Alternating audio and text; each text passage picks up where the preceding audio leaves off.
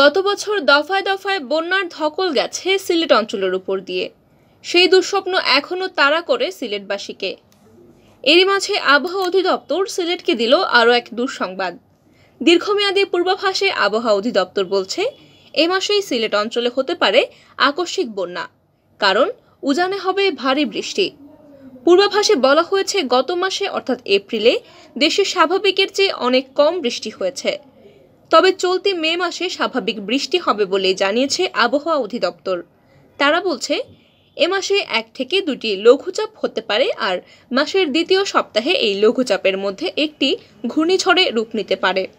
মে মাসের দীর্ঘমেয়াদী আবহাওয়ার পূর্বাভাসে এসব কথা বলেছে আবহাওয়া অধিদপ্তর। মঙ্গলবার এই পূর্বাভাস দেওয়া হয়। দীর্ঘমেয়াদী পূর্বাভাসে এপ্রিল মাসের অবস্থা তুলে ধরে বলা হয়েছে, ওই মাসে 4 থেকে 12 তারিখ মৃদু থেকে মাঝারি, 13 থেকে 22 তারিখ মাঝারি থেকে তীব্র এবং 24 থেকে 30 পর্যন্ত মৃদু থেকে মাঝারি ধরনের তাপপ্রবাহ বয়ে গিয়েছে। 17 এপ্রিল পাবনার ঈশ্বরদীতে দেশের সর্বোচ্চ তাপমাত্রা 43 ডিগ্রি সেলসিয়াস পর্যন্ত রেকর্ড করা হয় এবং এ মাসে ঢাকা বিভাগে স্বাভাবিকের চেয়ে সবচেয়ে কম বৃষ্টি হয়েছে।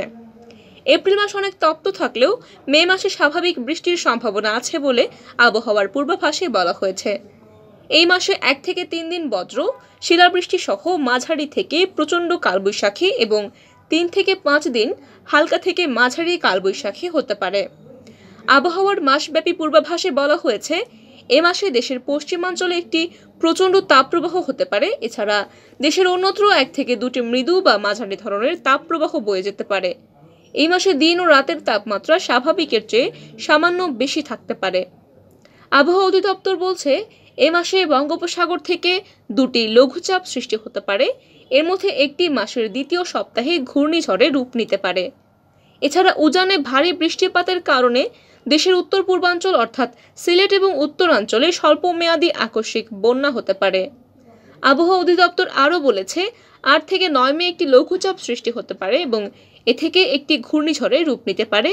12 অথবা 13 তারিখে লঘুচাপটির ঘূর্ণিঝড়ে রূপ নেওয়ার আশঙ্কা রয়েছে।